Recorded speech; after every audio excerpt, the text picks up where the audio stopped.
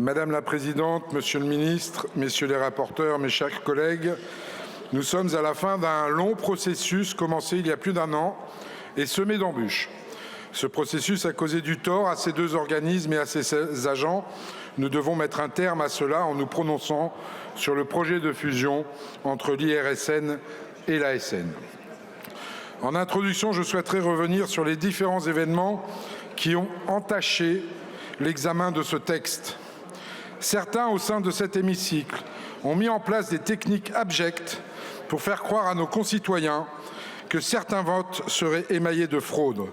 Je ne peux que condamner à la tribune ce comportement, notamment sur les réseaux sociaux, qui jettent en pâture un de leurs collègues pour faire du buzz et qui ont du mal à s'excuser une fois l'erreur commise. J'apporte tout mon soutien à notre collègue menacé. Comment comprendre ce comportement quand des manœuvres sont mises en place par ce même bord politique pour ne pas faire voter l'article 1 car les comptes ne seraient pas bons? Nous devons travailler collectivement pour que cela ne se reproduise pas. Nous devons travailler ensemble pour que nos débats aient lieu en toute sérénité. Ce projet de loi, et ce n'est pas le seul, est crucial pour l'avenir de notre pays et crucial pour les agents concernés. Ils méritent mieux que ces turpitudes. Les Français méritent mieux. Mais reprenons. En mars 2023, la fusion entre l'ASN et l'IRSN avait été proposée par le gouvernement au travers d'un amendement dans le cadre de l'examen du projet de loi accélération du nucléaire à l'Assemblée nationale.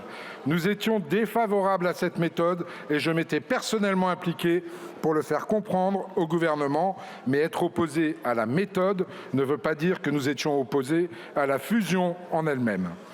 Que s'est-il passé depuis mars 2023? Nous avons collectivement demandé à l'OPEX un rapport qui avait pour but d'étudier le bien fondé de cette fusion. Nos collègues Jean-Luc Fugit pour l'Assemblée nationale, que je salue, et Stéphane Piednoir pour le Sénat ont rappelé le bon fonctionnement du système actuel tout en insistant sur la nécessité de le réformer pour s'adapter aux nouveaux enjeux.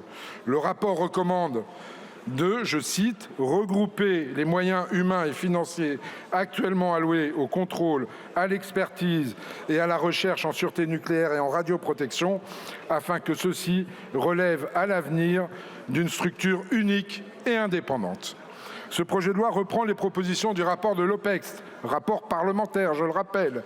Si nous votons ce texte, l'autorité de sûreté nucléaire et l'Institut de radioprotection et de sûreté nucléaire fusionneront en une nouvelle entité dénommée l'autorité de sûreté nucléaire et de radioprotection. La nouvelle entité, l'ASRN, sera chargée du contrôle, de l'instruction des dossiers de sûreté et de la radioprotection dans toutes ses composantes, à l'exception des missions de la direction de l'expertise nucléaire de défense de l'IRSN qui seront transférées à un service du ministère de la Défense, mais dont les agents resteront situés sur le site de l'IRSN et les activités de dosimétrie passive qui seront transférées à une filiale du CEA, puisque ces dernières relevant d'une activité commerciale ne peuvent être exercées par une autorité administrative indépendante. Supprimé en commission, nous avons établi en séance l'article 1er, pierre angulaire du projet gouvernemental, avec des arguments qui, je vous l'avoue, me laissent pantois. Comment accuser le gouvernement de vouloir remettre en cause la sûreté de nos installations nucléaires? Je comprends les réticences des syndicats et de certains d'entre vous opposés de bonne foi à ce projet. Je reste tout de même étonné de voir les fossoyeurs du nucléaire à ma gauche se présenter aujourd'hui comme ses défenseurs. Mais soyez rassurés, le nucléaire est la pierre angulaire de la transition énergétique du pays. Personne ne souhaite un accident et tout sera fait pour garantir que nos installations restent les plus sûres du monde. Nous veillerons à la transparence des analyses de l'autorité ou à la bonne différenciation des activités d'expertise et de prise de décision qui sont garanties dans le texte. Cette fusion a un unique but, simplifier la sûreté nucléaire dans le pays pour être prêt à accompagner les innovations dans le secteur ces prochaines années. L'ASNR permettra de concentrer les talents de la sûreté nucléaire, facilitera le travail de ses agents, permettra à ces derniers de se concentrer sur les enjeux de sûreté et de radioprotection plutôt que de se focaliser sur les tâches administratives.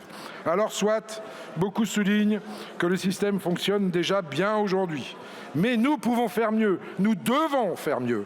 Le gouvernement a pris en compte les craintes soulevées par les acteurs du secteur. Rien ne vous empêche aujourd'hui de soutenir ce projet de fusion. Notre groupe le fera et votera en faveur de ce texte. Merci.